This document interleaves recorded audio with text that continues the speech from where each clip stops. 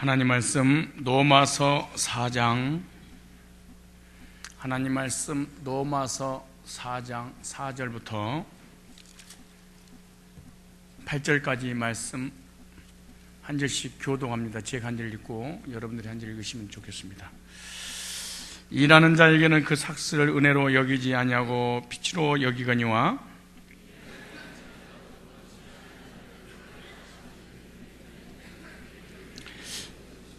일한 것이 없이 하나님께 의로 여기심을 받는 사람의 행복에 대하여 다윗은 말한 바,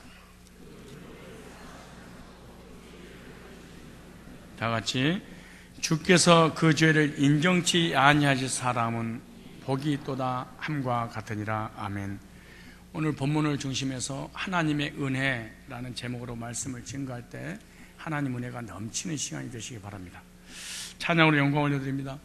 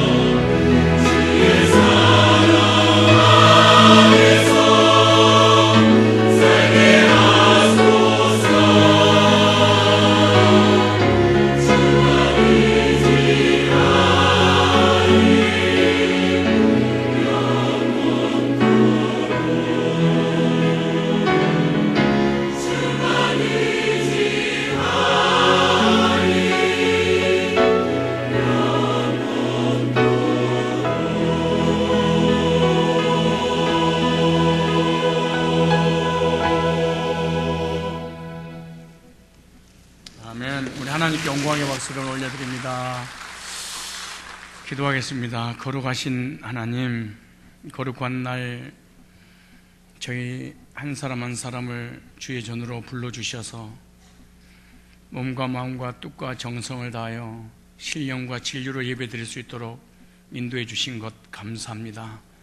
구원해 주신 것도 너무나 감사하여 견딜 수 없사온데 구원해 주신 하나님을 향하여 찬양할 수 있도록 은혜 주시고 믿음 주시고 특권 허락하여 주신 것 감사합니다. 저들의 찬송이 하늘문이 열리는 역사가 일어나게 하여 주옵시고 찬송을 듣는 저희들에게는 한없는 은혜가 되게 하여 주옵시되 저들의 삶은 일평생 동안 찬송의 소리만 나올 수 있도록 하나님께서 복 내려 주시옵소서. 오늘도 귀한 말씀을 통해 은혜 주시고 하나님의 음성을 말씀을 통해 듣고 말씀으로 새로워지는 시간이 되게 해 주심을 믿사옵고 예수님의 거룩하신 이름으로 축복하옵고 기도드리옵나이다. 아멘. 신앙 생활에 있어서 가장 중요한 것이 있는데 그 가장 중요한 것 몇 가지 요소를 믿고 확신하면 성도들은 더 이상 영적으로 방황하거나 정신적으로 시달리거나 삶 가운데 큰 고난받지 않고 행복한 그리스도인의 삶을 살 수가 있는 것입니다. 그 세 가지 요소가 있는데 그 세 가지 요소 중에 첫 번째 구원의 확신을 갖는 것입니다. 구원의 확신이라고 하는 것은 일평생 동안 지은 죄를 하나님 은혜로 용서받고 거듭나서 지금 죽어도 천국 간다 이런 확신을 가지고 사는 것을 구원의 확신이라고 말을 하죠. 그러나 구원의 확신을 갖기 전까지는 교인들은 교회를 다니는 정교인은 될 수 있겠지만 하나님께 주신 은혜에 따라 행복한 그리스도인의 삶을 산다는 것은 결코 쉬운 일이 아닙니다. 그러므로 신앙생활에 있어서 가장 중요한 것이 있다면 그것은 구원의 확신을 갖는 일인 것입니다. 구원의 확신을 갖지 못한 사람이 신앙생활을 열심히 하게 되면 나중에 그것이 짐이 되고 그것이 노가다가 되고 그것이 나에게 고통을 주는 삶을 사는 결과를 맞게 되는 것입니다. 구원의 확신을 가진 사람이 하나님을 찬양하고 예배하고 헌신할 때 하늘에 상달이 되고 그리고 어떤 일을 하더라도 그 일이 그 헌신이 복되고 행복하고 감사가 넘치게 되는 것입니다.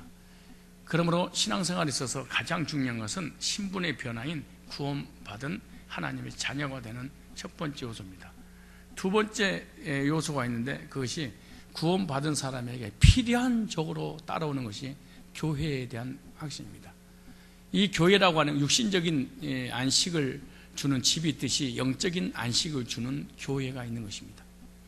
이 교회를 통해서 영적인 양식을 먹고 하나님께 예배드리며 찬양하며 진정한 행복을 누릴 수 있는 곳이 바로 교회구나라고 교회에 대한 확신을 갖는 것.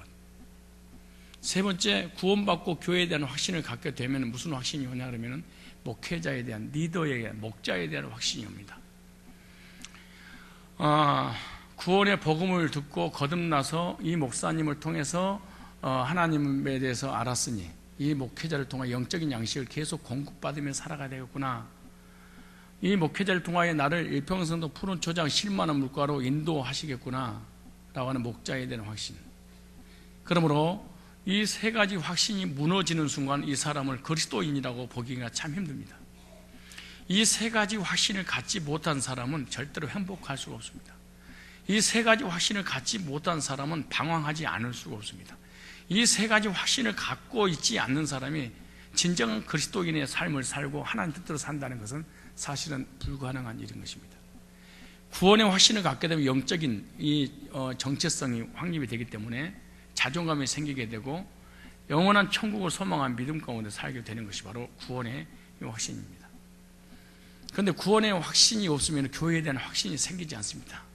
교회에 대한 확신이 생기지 않으면 목회자에 대한 확신도 생기지 않습니다.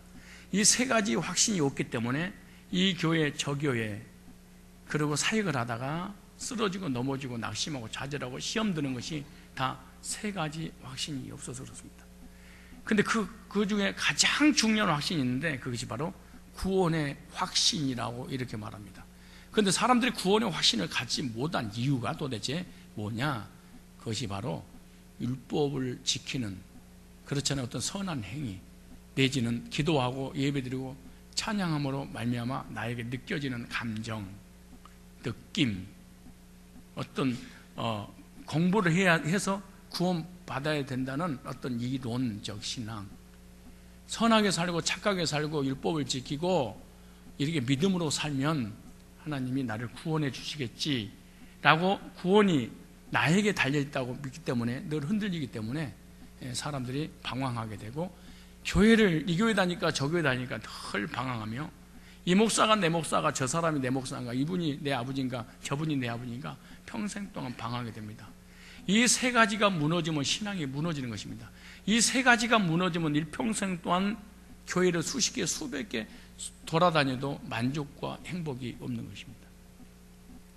그러므로 저와 여러분들은 하나님 말씀을 통해서 구원의 확신을 갖고 교회에 대한 확신 속에서 주의 종 그늘 아래서 말씀 받고 푸른 초장 10만 원 물가로 인도받으면서 신앙생활 행복하게 해야 될 줄로 믿습니다.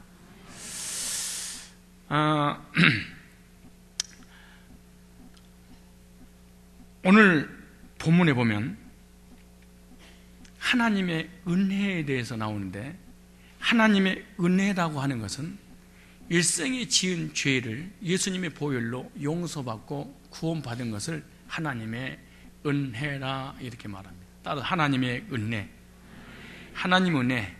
근데 하나님의 은혜를 어떻게 우리가 깨닫고 알 수 있느냐? 그것은 바로 하나님의 말씀과 복음을 통해서 하나님의 사랑과 하나님의 은혜를 깨닫게 될 수 있다. 복음과 하나님의 말씀이 없으면 절대로 하나님의 은혜를 깨달을 수가 없습니다.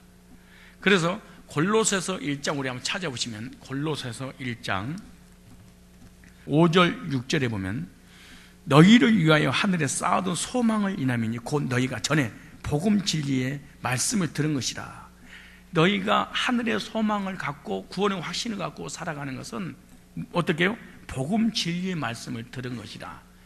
그러니까 기도해서, 예배 드려서, 헌신해서, 회개해서, 충성해서, 율법을 지켜서 구원받은 것이 아니라 복음 진리를 듣는 순간 하늘의 소망을 갖게 될 것이다, 그렇게 말하는 거예요. 그러면서 이 복음이 이미 너희에게 이름에 너희가 듣고 참으로 하나님 은혜를 깨닫는 날부터, 복음은, 하나님의 말씀은 은혜를 깨닫게 하는구나. 그러므로 하나님 말씀을 제대로 듣고 제대로 읽고 제대로 말씀을 묵상하게 되면 말씀 속에서 하나님이 누군지, 나는 어떤 존재인지, 하나님의 은혜와 하나님의 사랑을 깨닫게 될 것이다. 그러므로 말씀을 듣거나 말씀을 묵상하거나 말씀을 모르게 되면 하나님의 은혜를, 하나님의 사랑을 깨달을 수 없다, 그 말이죠. 그래 이렇게 말해요. 이 복음이 이미 너희에게 이름에 너희가 듣고 복음을 듣고 하나님의 은혜를 깨달아.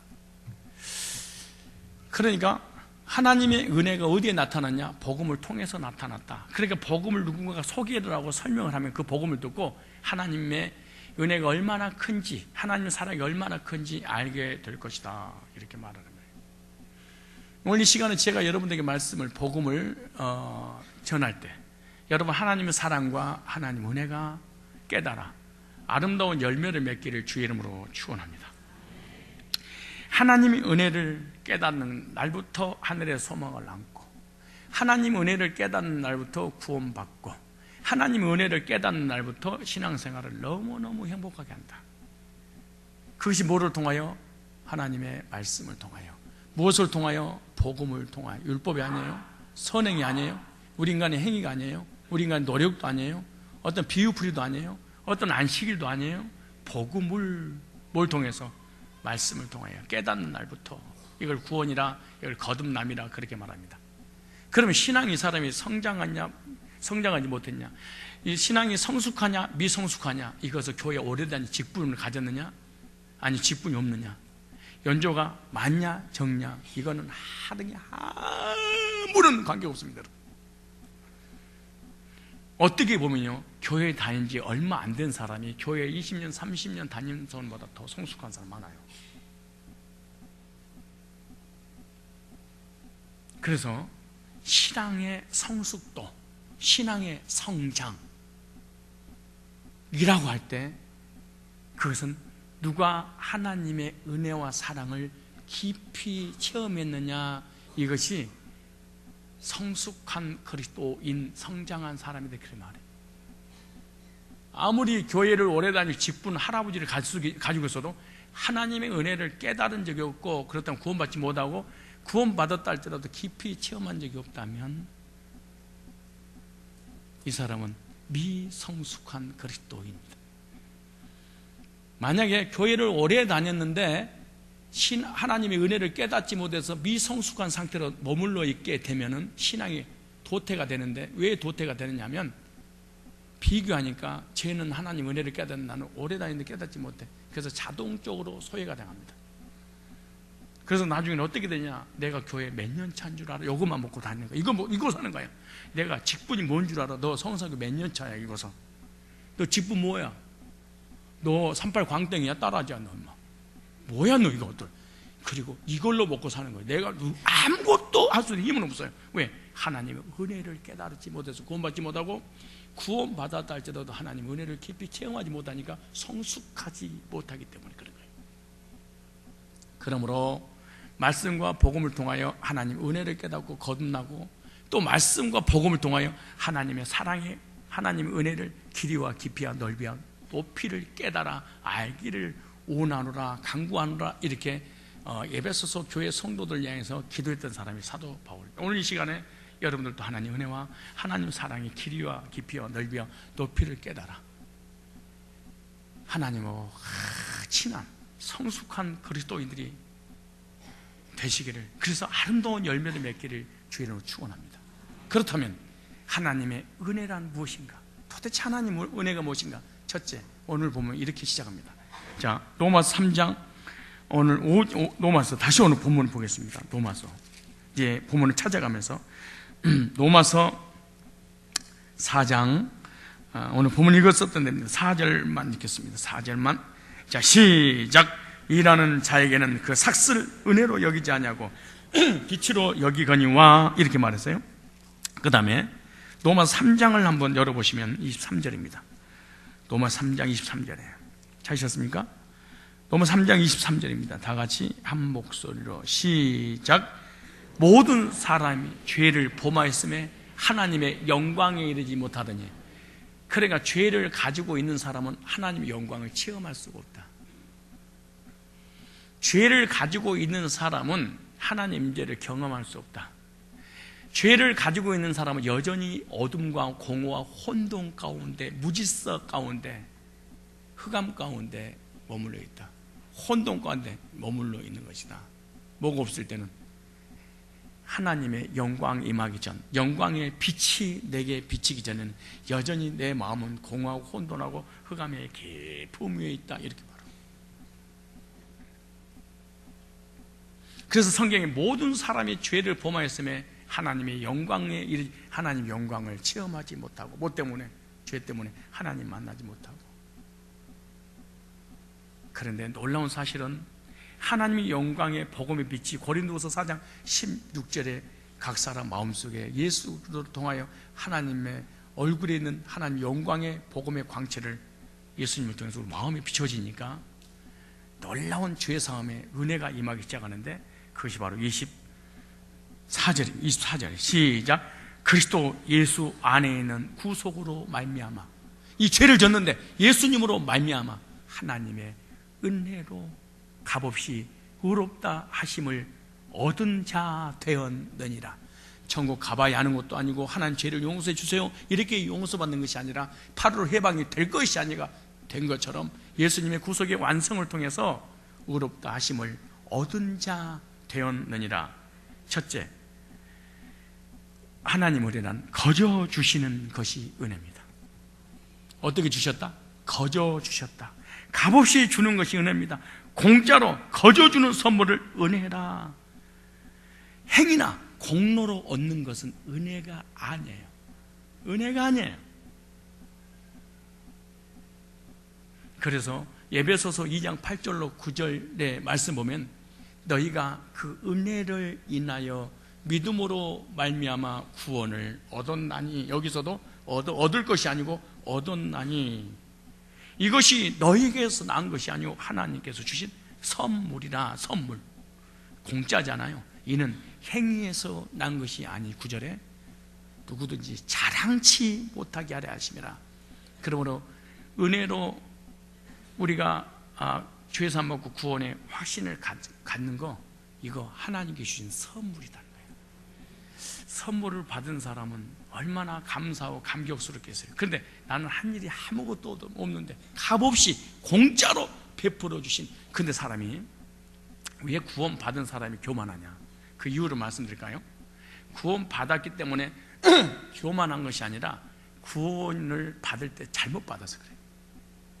무슨 말이냐 그러면은, 내가 무엇인가 구원받기 위해서 하는 일이 있었겠지, 이런 사람은 반드시 구원의 복음을 듣고 이론적인 신앙이기 때문에 교만하게 되어 있습니다. 교만하지 않는다는 것은 불가능한 일입니다. 그래서 너희가 그 은혜를 인하여 믿음으로 말미암아 구원을 얻은 것은, 네가 믿어서 구원받아 네가 가지고 있는 그 믿음 자체도 하나님 뭐라? 은혜요 선물이라. 선물을 받는 거예요. 얼마나 겸손하겠어요? 얼마나 감사스러워요? 얼마나 영광스러워요? 근데 왜 감사가 없고 영광을 돌리지 못하고 교만한 이유가 뭐냐? 그것은 내가 무엇인가 그래도 저 사람하고 나하고 뭔가 다르겠지. 그러니까 구원받을 뭔가 가능성, 구원받을 짓을 내가 조금이라도 했겠지. 네 마음속에 1% 찾아, 이건 구원이 아니에요. 구원이라는 단어 속에 내 의가, 인간의 의가 0.1%다. 이건 구원이 아닙니다. 실제 있었던 일인데, 한 번은 내가 차를 구입하고 난 다음에 내가 타고 다니는 자전거가 있었는데, 그 자전거를 탈 필요성을 못 느꼈어. 근데 마치 초등학교 6학년인가 5학년 정도는 처음 보는 아이인데 그 애가 지나갈래? 야, 너 자전거 필요하냐? 그랬더니 필요한데 왜요? 그래. 너 가져. 그랬어 내가. 그랬더니 농담하시는 거예요? 약 올려요? 그래서 아니야, 너 약 올리긴 농담 왜 너한테 그냥 가져. 너 주고 싶어서. 그랬더니 에이, 그러지 마세요. 그러고 그냥 가버리더라고. 한참 가다가 야, 너 진짜? 그랬더니 싹 도망가서 진짜예요? 이러더라고. 아, 진짜라니까? 뒷걸음질 하면서 한 발씩 나한테 가까워요. 진짜지요? 그래. 그랬더니 진짜지요? 하면서 딱 타더만 뒤도 안 돌고 도망가버려. 고맙습니다도 안 해. 왠 줄 아세요? 내가 아무것도 한 것이 없는데 나에게 돈을 주고 자전거를 주니까 자기는 이해할 수가 없다는 거지. 왜 우리가 구원의 확신을 갖지 못하고 관계 속에 살지 못한 이유가 뭔지 아세요? 하나님께서 나를 공짜로 죄 용서해주고, 공짜로 영생을 주고, 공짜로 천국을 주고, 공짜로 하나님 자녀 삼았다고 하니까 실감이 안 나는 거야. 그런데 거기다가 헌금하거나 고해성사하거나 회개하거나 이러면 용서해주지, 이거 대가를 지불하고 난 다음에 받은 용서이기 때문에, 그때 내 거기 때문에 야, 나 뭐 했어, 이걸 우리 인간 행위입니다. 절대 그렇게 구원받는 게 아니에요. 너희가 그 은혜를 인하여 믿음으로 말미암아 구원을 얻었나니 이것이 너희에게서 난 것이 아니오 하나님의 선물이라.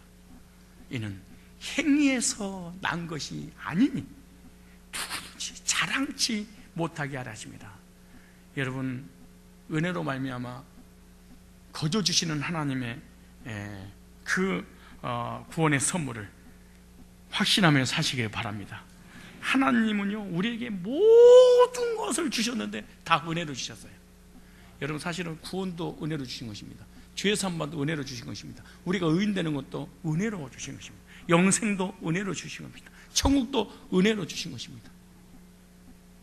여기 앉아서 예배 드린 것도 하나님의 은혜입니다.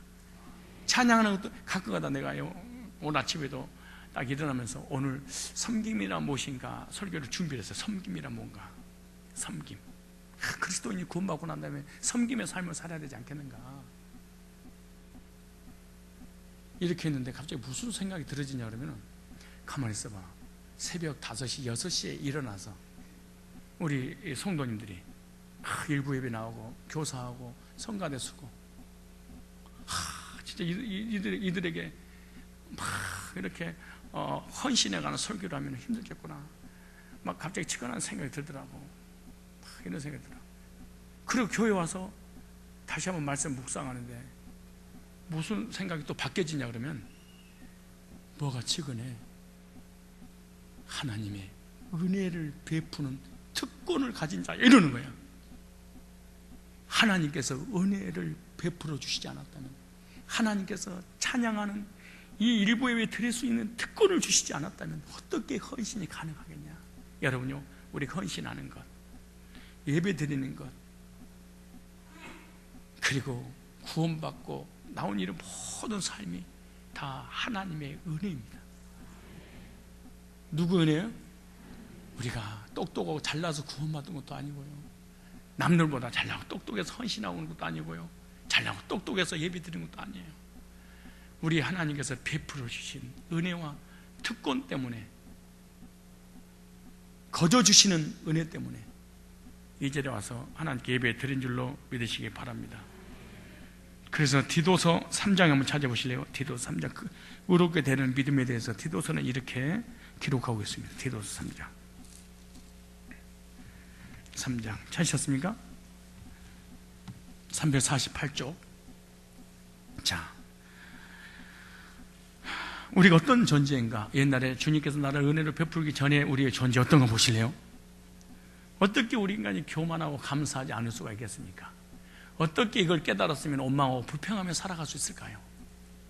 어떻게 사람이 부정적일 수 있을까요? 정말로 하나님의 은혜를 체험했다면. 왜냐하면 여기 3장 이렇게 말합니다. 3장 2절에 3절에 우리도 전에는 어리석은 자요, 구원받기 전에 하나님 은혜가 임하기 전에는 어리석은 자요, 순종치 않는 자요, 속은 자요, 각색 정욕과 행락에 종로로 다니 악독과 투기로 지낸 자요, 가증스러운 자요, 피차 미유한 자였으나.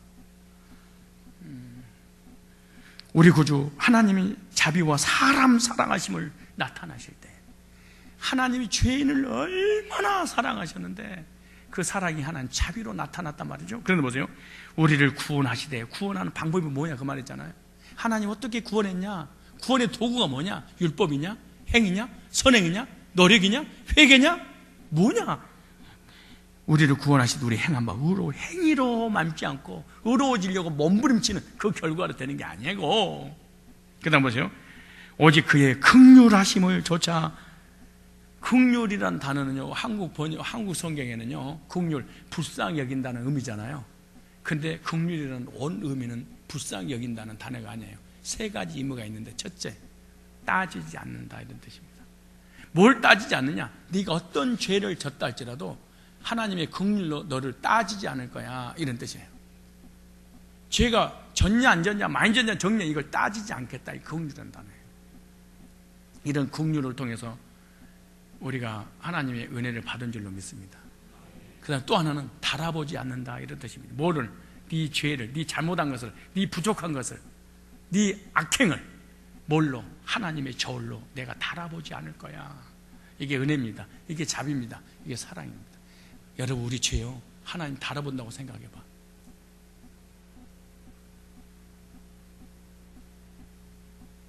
세 번째, 재어보지 않는다. 뭘로? 잣대로.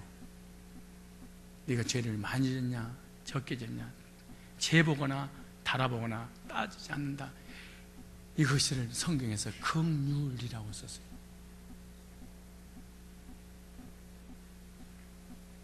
우리 인간은 실제로 사람들에게 긍휼을 베푼다는 게 불가능한 일입니다. 긍휼을, 이 세 가지 의미를 가지고 우리에게 좀 더 이해를 돕기 위해서 예를 들면, 사람이 얼마나 살기가 막막하고 기가 막히면 보따리 다 던져 버려버리고 물에 빠져 죽겠습니까? 자살하겠습니까? 그러니까 도저히 살 수 있는 환경이 극한 상황일 때는 사람은요, 자기 인생을 다 포기하고 자살해버려요. 그런데 사람이 물속에 빠져 자살을 허우적거리고 있는데 누군가가 지나가다 보니까 물속에 빠져서 죽어가고 있어. 그래서 수영에 가서 건져냈어.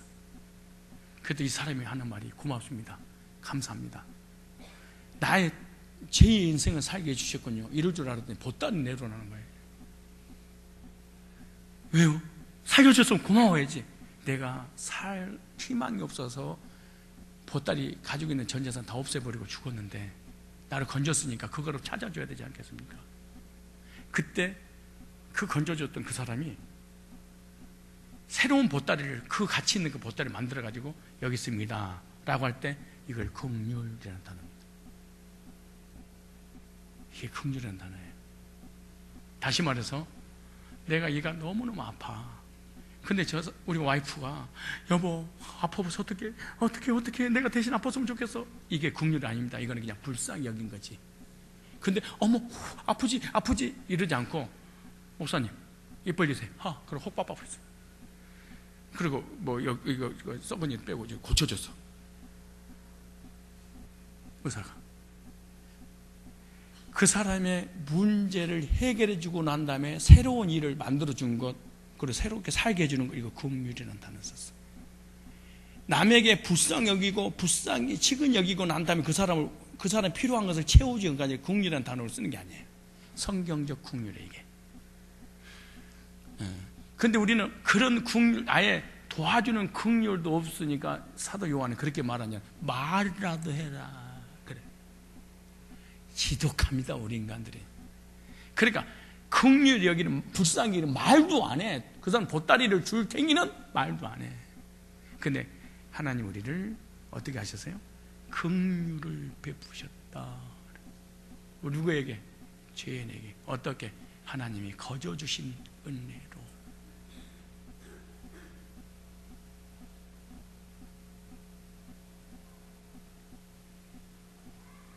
그 다음 읽어볼까요? 중생의 씻음과, 이거는 거듭남과 그 말이에요. 성령의 새롭게 하심으로 하셨나니 성령을 우리 구주 예수 그리스도로 말미암아 우리에게 풍성히 부어주사, 보세요, 우리로 저희 은혜를 힘입어, 죄인을 은혜를 힘입어 의롭다 하심을 얻어, 행위가 아니고 은혜로 말미암아 의롭다 하심 영생의 소망을 따라 하늘의 상속자가 되었느니라. 이걸 하나님의 거저 베풀어 주신 긍휼을 통한 은혜로다. 은혜로다. 은혜는 어떻게 받는 거예요? 말씀과 복음을 통해서만 가능한 일이다. 복음과 말씀을 계속 들으면 들을수록 하나님의 은혜의 길이와 깊이와 넓이와 높이를 측량하지 못할 줄을 깨닫는다. 이걸 성숙한 그리스도인이다. 기도 많이 하고 막 예배 드리고 헌신하고 충성, 이거 직분과 이거 말고 아버지의 마음을 누가 더 많이 이해하고 깨닫느냐, 이것이 효도하는 사람. 이게 효도하는 사람. 이 사람의 믿음이 좋냐 안 좋냐, 기준이 어디가 있느냐, 하나님의 사랑을 얼마나 깨달았느냐. 하늘의 상급을 받는 것도 마찬가지예요. 헌신을 많이 했던 상급 받는다, 이렇게 생각하시면 안 됩니다. 하나님의 사랑을 누가 많이 깨달았느냐, 이것이 상급의 기준입니다. 순교자가 아니에요. 순교는 아무나 죽을 수 있어요. 그냥 죽어버려 그냥. 죽기 어려워요? 저기 이슬람 가가지고 예수 천당 부심지옥을 하면 빵 죽어버려 그냥. 근데 하나님 은혜는 빵 한다고 되는 문제가 아니야. 말씀을 통해서 계속해서 복음을 드려야 됩니다. 그러므로 구원받은 사람은 은혜 받은 사람인 줄로 믿습니다. 거저 주시는 하나님 은혜를 깨닫고 믿는 것이 바로 구원입니다. 거저 주시는 하나님의 은혜의 선물이 바로 구원이다. 그래서 나는 은혜 받았습니다, 이 말은 사실은 본질적인 면에서 구원받았습니다, 그 말입니다. 어떻게? 거저 주셔서 뭐를? 하나님의 긍휼을 통한 내 죄를 용서해 주시는가. 한번 찾아볼래요? 에베소서 1장 7절.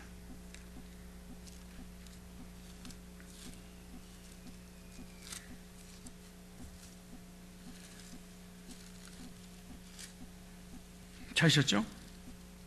자, 다 같이 에베소서 1장 7절 한번 읽어보겠습니다. 시작.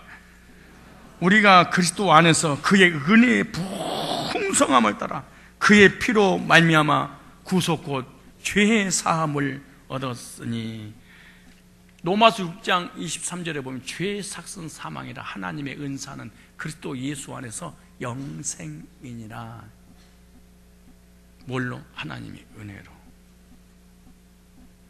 하나님 은혜. 은혜로다, 은혜로다, 하나님의 은혜로다. 하나님 은혜는 값싼 게 아닙니다. 값싼 은혜가 아니에요. 하나님은 우리에게 은혜를 베풀려고 하나님의 아들 독생자를 십자가에 갈기갈기 뛰어 저주받겠습니다. 비참하게 만들었습니다. 아들을. 그것으로 인해서 우리가 구원의 은혜를 받게 된 것인데, 하나님 은혜를 너무 값싸게 하나님 은혜를 값싸게 생각하는 사람의 특징 중 하나, 너무너무 쉽게 시험 두고 너무너무 쉽게 상처받고 이런 것은 하나님 은혜를 받는 것이 아니라 감정으로 느낀 거였습니다. 그러니까 느낀 거 감정이 사라질 때 하나님 은혜도 함께 사라져버린 거예요. 그 나타나는 현상이 뭐냐? 원망, 불평하며 살아가는 거예요. 사람이 부정적이지 않을 수가 없는 게 죄인이잖아요. 그냥 자동으로 부정적인 사람이 되어버리고 마는 거예요.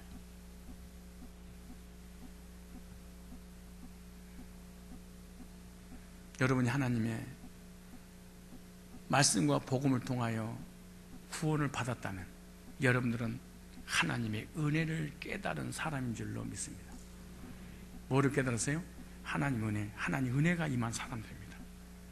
두 번째, 오늘 다시 로마서를 보시면 이제 5절입니다. 자, 5절, 4장 5절에 자, 일한 것이 없이, 시작. 일한 것이 없이 하나님께 의로 여기심을 받는 사람의 행복에 대하여 다윗은 이렇게 말했다.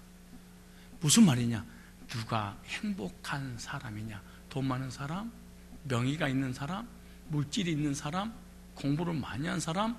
부귀영화를 누린 사람이 행복한 사람이야? 다윗은 그것은 행복이 아니야. 그건 상대적 행복이지 절대적 행복이 있어. 그게 뭔 줄 알아? 다윗은 이렇게 말했어. 그리고 넘어와서 기자 사도 바울은 소개를 해.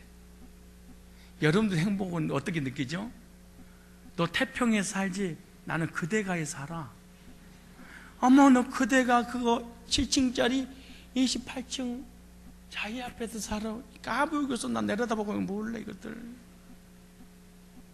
너 차 뭐야? 티코지 티만한 놈. 아이고.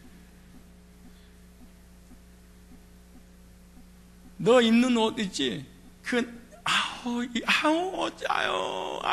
옷이 그게 뭐야?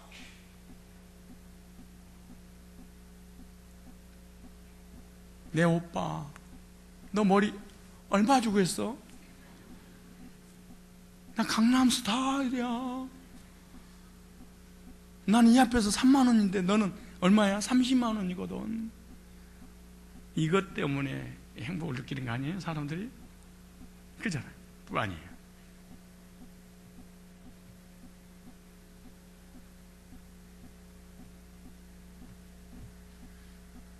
그것 때문에 시험 들고 고통스러우고 괴로우고 아프고 상처받고 그런 거 아니에요? 그것 때문에 우울감을 가지고 그것 때문에 교만하고 그것 때문에 상처를 받고 살아가는 거 아니에요? 어제 청년들한테 잠깐 그런 얘기를 내가 했지만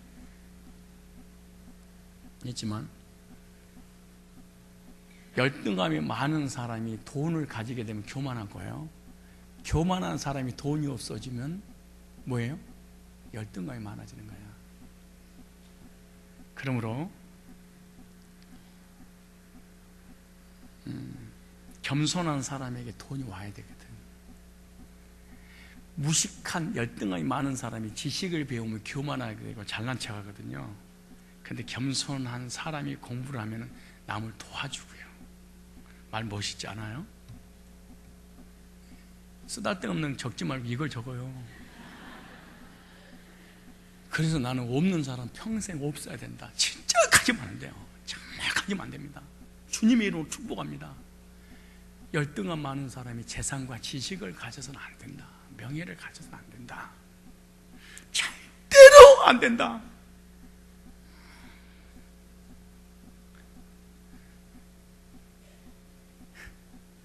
겸손한 사람이 물질도 명예도 권세도 가져야 되거든. 그럼 계속 유지하면서 행복하게 살아. 우리 교회 보면은 똑똑하고 잘난 척 하는 사람 있잖아요. 진짜 똑똑하고 잘난 척 할 만한 자격이 있어. 배웠으니까. 근데 왜 잘난 척을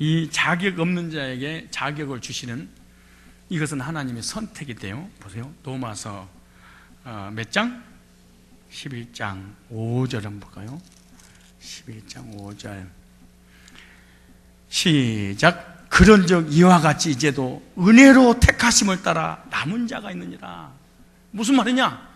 이스라엘 백성들 수백만 수천만 명 중에 전부 다 행위로 구원받으려고 몸부림을 치고 율법을 지켜서 구원받으려고 하는데, 은혜로 구원받으려고 하는 그 사람을 하나님 남겨놨다. 극소수라는 거죠, 사실은.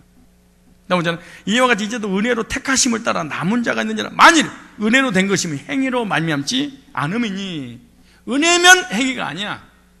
그 다음에 그렇지 않은 은혜가 은혜 되지 못하니라. 그런지 어떠한 이스라엘이 구하는 그것 얻지 못하 오직 택하심을 입은 자가 얻었고 남은 자들만 완악하여 되느니라.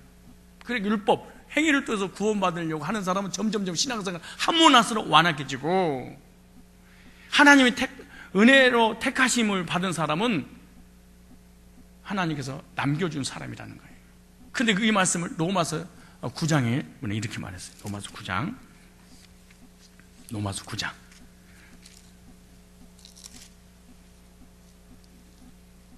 찾으셨죠? 못 찾으셨어요? 자, 7절에 또한 아브라함의 씨가 다 그 자녀가 아니라 오직 이삭으로부터 난 자라야 네 씨라 칭하려 하셨으니, 그 육신의 자녀가 하나님 자녀가 아니라 오직 약속의 자녀가 씨로 이것이 받은 약속의 말씀 이것이라. 명년 이맘때 내가 이르니 사라에게 아들이 있으니 아시니라. 이뿐 아니라 또한 니부가 우리 조상 이삭 한 사람만 맹태하였는데 그 자식들 보세요. 쌍둥이 낳았잖아요. 이삭. 니부가가 쌍둥이 낳았는데 그 자식들이 아직 나지도 않고, 아직 안 낳았어. 태어나지도 않았어. 그 다음에 무슨 태어나가지고 무슨 선이나 악을 행하지도 않을 때, 그러니까 우리 잘못하고 큰일 나는 거예요. 저 사람이 저런 거 보니까 구원받았어, 이렇게 판단하면 안 됩니다. 다시, 그 자식들 아직 나지도 않고 무슨 선이나 악을 행하지 않은 때에, 이게 장로교의 예정론입니다. 그래서 성도가 미치는 거예요. 예정론에 빠져버리면. 환장하는 거. 이 기독교는, 이 성경은 알미니안주의가 아니에요. 자유의지 종교가 아니야. 하나님께서 전적으로 보세요. 뭐라 그런가? 이 말을 어떻게 할 거예요? 어떻게 보세요. 택하심을 따라 되는 하나님의 뜻이 행위로 말미암지 않고 오직 부르신 얘기로 말미암아 서게 하려 함이라. 이게 장로교의 예정론. 저는 이 예정론을 믿습니다. 다시, 리브가가 임신하기도 전에, 아직 태어나기 전에, 리브가가 태어난 게 아니에요. 리브가 몸속에 누가? 야곱과 에서 쌍둥이인 이놈이 태어나서 무슨 착하게 살았냐, 선하게 살았냐, 밭쪽으로 뺏었냐, 안 뺏었냐, 이거 하기도 전에 하나님이 이미 점져버렸어. 너는 버렸어. 야곱은 사랑했어. 택했어. 딱 정해놨다. 근데 예정 택했다고 믿어지고 구원받은 사람 안 미칠 수 있겠어요? 생각해봐. 근데 왜 성도를 시험 들고 넘어진 줄 알아요? 택했다는 것이 안 믿어져. 저 사람 택한 것 같은데 나는 택한 것 같지가 않아. 이게 얼마나 스트레스가 쌓이겠어요. 얼마나 화가 날 일이야. 목사가 이 사람은 사랑하는데 이 사람은 안 사랑해. 이 사람이 그걸 느꼈어. 목사 죽었다고 봐야 되고, 목사 없을 때는 저 사람은 죽여버려. 옛날에는 너굴적으로 사랑했는데 지금은 속으로만 사랑해. 왜냐? 내적이 많아지는 게 아니라 여러분 적수가 많아져. 가만 안 놔두더라고 우리 교인들이요. 내가 누구를 사랑하고 누구를 귀한 분입니다. 그러면 걔는 1000명한테 죽었다고 봐야 돼. 하나님 목사의 은총을 혼자서 독차지해? 이거 갖다가 왕따를 당한다 그래. 그리고 같은 교인이기 때문에 자존심 상하잖아요. 그래, 왕따는 안 시켜. 은따를 시켜. 은따는 은근히 따덕이야. 안녕하세요. 맨 처음에는 안녕하세요 이러다가 나는 미워하고 목사님이 저 사람 사랑하는 것 같다 그러잖아요. 그럼 모이면 그래. 안녕하세요. 안녕하세요. 그래요. 은혜 받으셨어요? 그럼 이쪽에서 당황하셨어요? 막 웃기는 거예요. 이게 위에 교회 안에서 구원의 확신과 예정론이 믿어진 사람, 믿지 않는 사람, 이게 갈등이 많냐? 택함과 여기 버림과 선택 때문에 그런 거예요.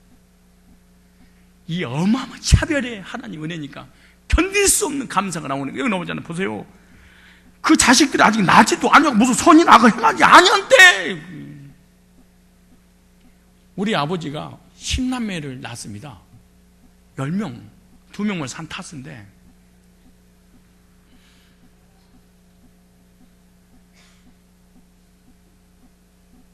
한타스인데 우리 부모님들이 저 막내는 어떻게 살다가 내버려 두라 그랬어요. 그리고 신이 계신다면 우리 집안에 똑똑한 사람들이 있는데 아무개를 공부를 시키라고 유언을 남겼어. 근데 그 10남매 중에 하나님이 나를 택하신 거야. 누가 택하셔서? 하나님의 택하심을 따라 구원받고 주의 종이 되게 하는 거, 이것이 은혜입니다. 이게 보세요, 뭐라는 거. 택하심을 따라 되는 하나님 뜻이 행위로 말미암지 않고 오직 부르신 이로 말미암아 서게 하라면, 리브가 이르되 큰 자가 어린 자가 성기를 들었던 말, 야곱은 뭐하고? 하나님이 야곱을 사랑하고 예수는 편애할 수 있어요. 나한테 가까이 나가. 목사님 똑같이 사랑할 수 있어요. 성도로 그래. 헐. 여러분, 사랑은, 관계와 사랑은 속일 수 없는 거야. 어떻게 목사가 성도를 사랑하는데 똑같이 살아왔어요? 그런 말, 그런 얘기 나 자체하지 마라. 서로 부담스러워. 얼굴 부르키지 말라. 말 같은 그런 싸가지 없는 말을 나한테 하지면 안 돼. 사랑받을 짓거리를 안 해도요, 그냥 사랑하는 사람이 있어. 몸부림치고 사랑을 구걸해도요, 사랑이 안 가는 사람도 있어. 어떡하겠냐고. 어떻게 똑같이 사랑할 수 있어. 열쇠고랑 깨물어도 다 아프잖아요. 아, 이쪽은 안 아프더라고. 왜냐면 죽었어. 아무래도 안 아파요. 그냥 죽어가지고. 그런 소리 하기는, 사랑받는 이상하게 사랑은 속일 수가 없는 거예요. 사랑해야지 그런다고 되는 거냐. 하나님께서 이렇게 예적이라 보세요. 그런데 우리가 무슨 말을 하도 자유주의, 알미니안주의, 구원이 나한테 있다 이렇게 하니까, 그리고 하나님 앞에 덤비는 거야. 막 화나잖아요. 어떻게 편애하십니까? 편애하면 하나님이십니까? 이러니까, 그러니 우리가 무슨 말이에요? 하나님 부리가 그러시네. 모세가 이러시는데 내가 국리를 여기자, 국리를 불쌍히 여기자, 불쌍히. 내 맘이야. 내가 만드는 거. 왜 그래? 내가 사랑하고 미우고 싶은 왜 네가 나한테 그래? 그 말이야 지금 이거. 그런데 뭐라는 줄 아세요? 그는 지금 원하는 자로 말미암지 아니하고 다름질하. 그래 열심히 기도해서 구원받아 이런다고 되는 것도 아니고, 내가 다른 박질 안 한다서 구원 안 받은 것도, 이보세요. 다른 박질하는 자도 말미암도 아니고 오직 긍휼히 여기시는 하나님으로 구원의 결정이 나타내는 것이 누구다? 하나님이 장로교회.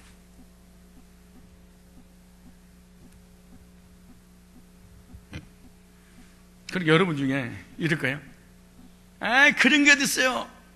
그러니까 주님께서 이러는 거예요. 누가 힘을 하느냐. 그 다음에 이제 나오는 19절에 막 덤비니까, 목사한테 덤비고 하나님 덤비니까, 네가 말하기를, 네가 내게 말하. 그러면 하나님 어찌하여 허물하시고 누가 그것도 대적하느냐.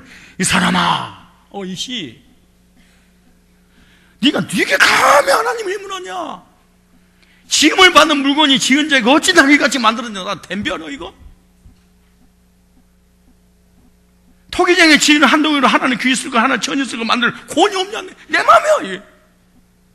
엿장수가 맨날 엿을 치는데 짱랑짱랑 치는 거야. 근데 거기는 농부 아저씨가 하도 심심해가지고 이 사람이 지나가 몇 번 치나 동네에서. 근데 알고 보니까 1000번을 치더래. 근데 그러다 보니까 이 사람이 1200번을 치더라는 거야. 그래서 엿장을 불렀어. 아저씨, 어저께는 1000번 쳤는데 1200번 쳤는데 엿장수가 내 맘이에요. 토끼장이가 지는 한 것을 가지고 귀 있을 것, 지금 무슨 말이냐? 고려청자로 안 그러면은 뭘로? 요강으로 만들고 권이 없느냐? 이 사람 이 요강을 만들 때 용도가 뭐냐? 똥 집어넣으려고, 오물 집어넣으려고, 밖으로 밥 만들려고, 이런 권이 토기장이가 없느냐? 내가 구원받기 전에 이것 때문에 고통스러웠어요. 거듭나기 전에는요, 야, 죽겠더라고 이거. 그럼 나 예정 안 됐으면 어떡해? 나 지옥 가는 거냐? 이것 때문에. 그래서 신앙생활 포기하고 신앙생활 포기하다. 왜? 이게 안 믿어지니까.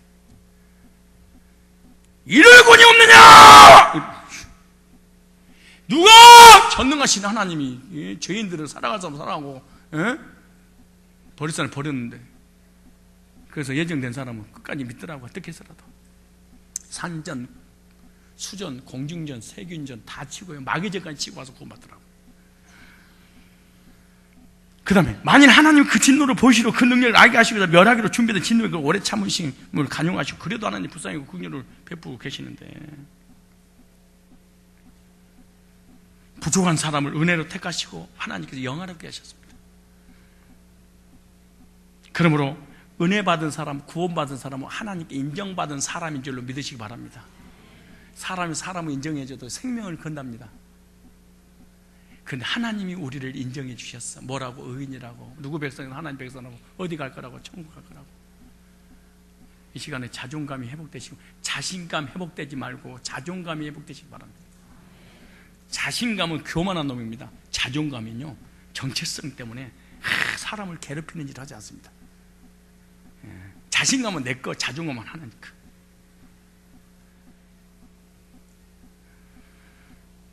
하나님께서 부족한 자신을 택하심을 아는 것이 은혜를 깨닫는 것입니다. 근데 성경에 보면 부족한 나를 하나님이 선택해서 구원해 주실 뿐만 아니라 하나님 나를 쓰시는 것도요, 하나님 사역하는 것도 이것이 하나님의 은혜라 그렇게 말해. 내 힘으로 하는 게 아니라는 거야. 찾아보실래요? 디모데 전서 1장 12절. 왜 목사님, 우리는 성가대에서 아침부터 저녁까지 이렇게 열심히 헌신하고 봉사하고 준비하고 이러는데 왜 저 사람은 교회 왔다 갔다만 하고 그래요?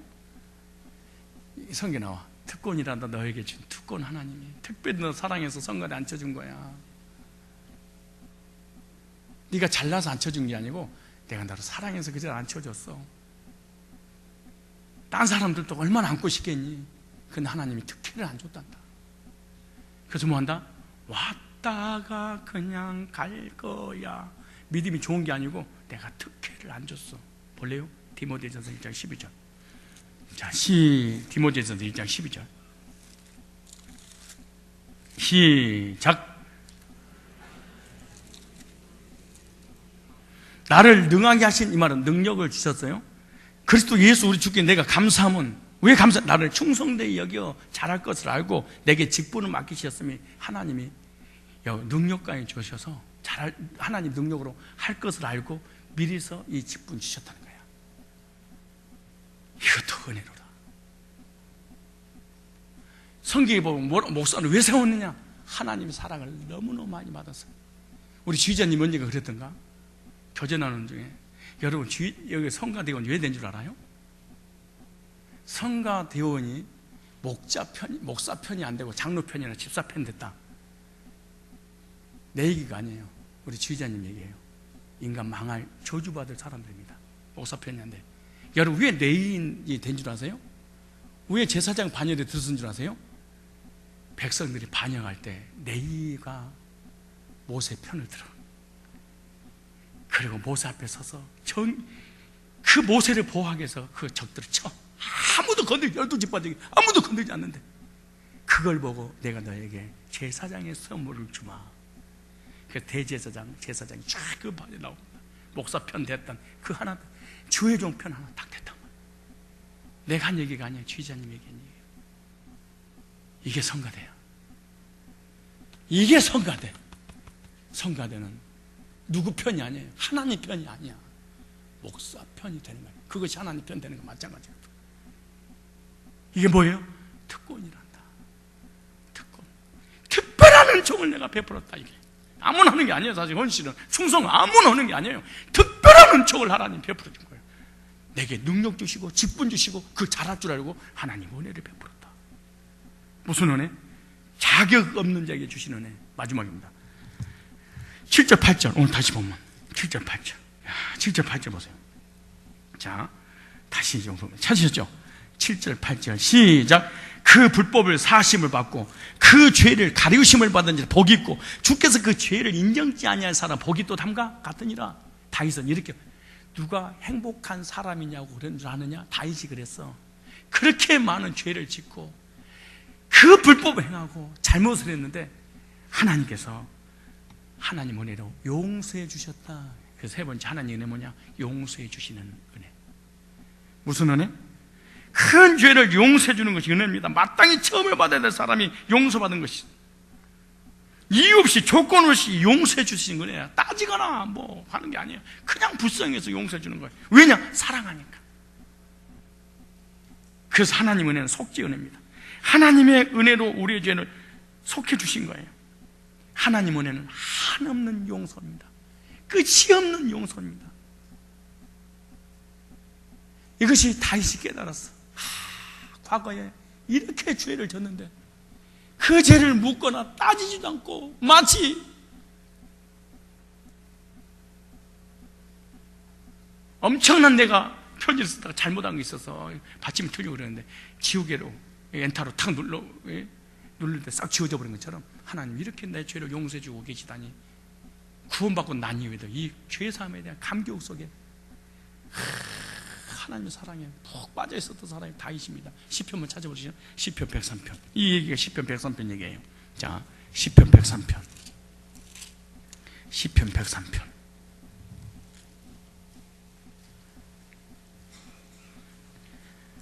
8절에 여호와는 자비로우시며 은혜로우시며 노하기를 더디하시며 인자심이 풍부하도다. 항상 경책지 아니하며 노를 영원히 뿜지 아니하시도다.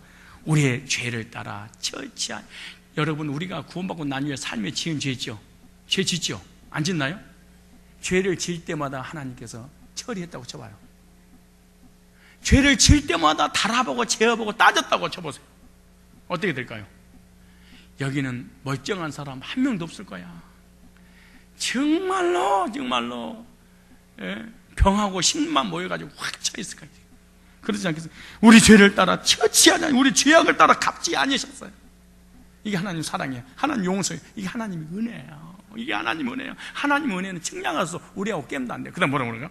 이는 하늘이나 땅의 높은 가지 그를 격이라는 그 인자심, 동이 서에서 먼 것 같이 우리의 죄가를 멀리 옮기셨으며, 아비가 자식을 불쌍히 여기지 여호와께서 자기를 경외하는 자에게 불쌍히 여기시는. 여러분, 은혜로 이 세상 살고 은혜로 지금 교회하고 은혜로 예배드리고 은혜로 찬송하고 은혜로 기도하고 은혜로 살아간 줄로 믿습니다.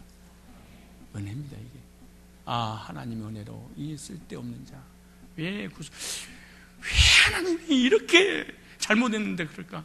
하나님 오래 참아주셔서 가능한 거예요. 이는 저거 우리 체질을 아시며 우리가 어떤 존재인지 알아. 어린아이가 똥 오줌 못 가리는 걸 알아. 그래서 똥 오줌 못 가리고 쌀 때마다 부모님이 다 기저귀 갈아주고 채워주고 새옷 입혀주고 한 것처럼 하나님 우리 죄질 수밖에 없는 연약한 존재가 안 돼. 근데 그 연약한 존재를 알면서도 하나님 우리를 갖다가 징계하신다면 살아나서 어디가 있겠습니까? 이는 저 우리 체질하신 우리가 진통이 기억하시는 인생의 근에 풀어가고 쭉 얘기하면서 그런 죄인을 갖다가 17절에 후손까지 내가 책임져 주겠다 그래. 하나님 사랑이야. 나만 책임져 준 게 아니고 네 후손까지 책임져. 이게 하나님 은혜예요. 하나님 사랑이에요. 이게 하나님 긍휼이에요. 이게 하나님의 자비입니다. 속죄받은 사람, 은혜 받은 사람인 줄 믿습니다. 하나님의 한없는 속죄 은혜를 알고 믿는 사람, 하나님 은혜를 받은 사람이에요. 하나님 은혜를 얼마나 많이 알고 깨달았는가. 신앙의 성장 아닙니까? 하나님 은혜를 말씀과 복음을 통하여 충만하게 깨닫고 복음과 말씀을 통하여 하나님의 사랑과 은혜를 길이와 깊이와 넓이와 높이를 측량할 수 없이 깨달아 성숙한 그리스도인 되어서 하나님께 영광 올려드릴 뿐만 아니라 삶의 아름다운 하나님의 은혜의 열매를 맺기를 주의 이름으로 축원합니다.